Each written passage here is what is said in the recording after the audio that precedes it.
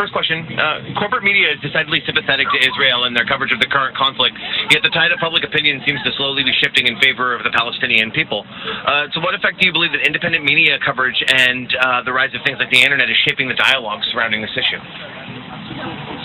Well, the independent media is certainly playing an important role, but it's still, if you look at how many people watch, where people get their news, and most people don't get a lot of news, but what little they get, they're getting it mainly from television and maybe a little bit from radio. And if you when you compare that with what they're getting from independent media, which is mostly on the internet, then it's quite small, because in the internet, it's not like you just sit there and listen to it, right? What you have to do is you have to go and look for things that you are particularly interested in. So of the people who are looking for news on the internet, there's only a small fraction who are actually looking for news about the Israel-Palestine conflict or what the U.S. is doing about it. And so for that reason, the impact of independent media in this area is small, but I would say it's small but significant. I think it will continue to grow, and it's playing an essential role that we will at least that information is there, so people who do want to look and find it. Yeah, it's providing a counter narrative. Right. Given America's long-standing relationship and support of Israel, what sort of role do you expect our government will play in negotiating peace here forward, and under what terms?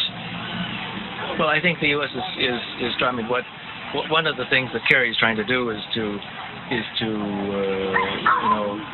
give Obama a legacy in the Middle East, and so if he could negotiate some kind of a peace agreement, that would be Obama's foreign policy legacy. But unfortunately, the effort seems to be to try to achieve some kind of even if it's only a partial agreement, but it would be one that is for the almost without exception on Israeli terms. So it's not considering, even if there were to be some kind of an agreement, it might be something along the lines of, try to create a split again between Hamas and Fatah, and then have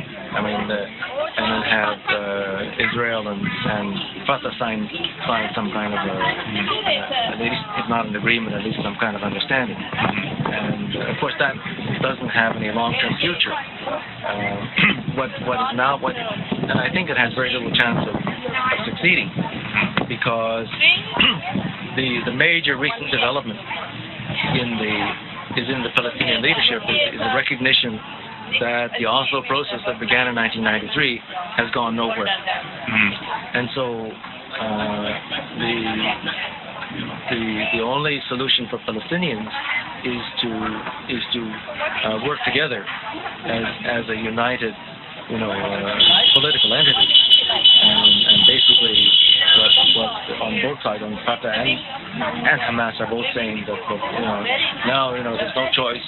We have to work together, and we're going to, there'll be some compromises, but there's not going to be another split. So whatever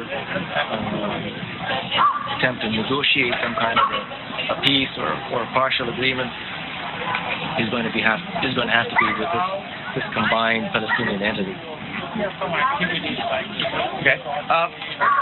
This brings me to my next question. Much of the rhetoric coming out of the Israeli government seems to have all but abandoned the notion of a two-state solution at this point. Do you think such a thing is still possible given the current conditions on the ground?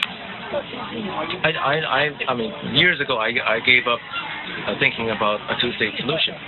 So I'm not one who's still trying to wish it back to life.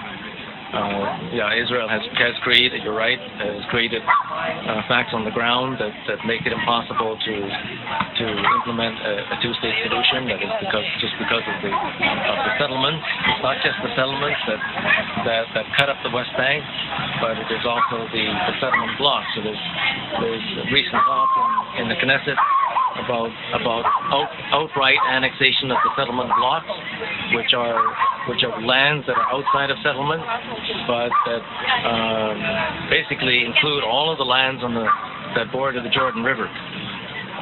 So if that happens, then there will be huge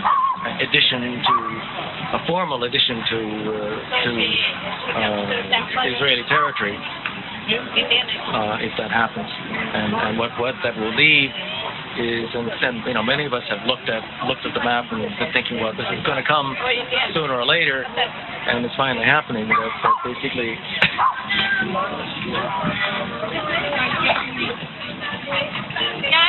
Excuse me. That what's going to be left is these little Bantustans, and so Palestinians will be left with just a few Bantustans.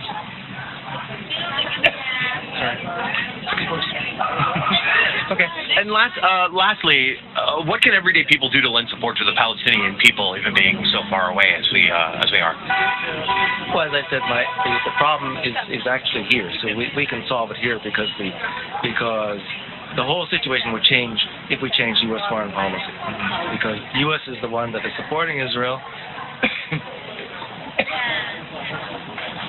giving Israel the arms to do these terrible things, and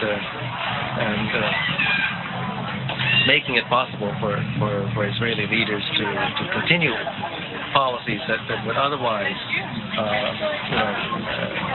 make them a complete pariah nation. The occupation, the settlements, the apartheid, the ethnic cleansings, that have been going on since 1947, would have absolutely no moral credibility if it were not for the backing of the United States government. Yeah.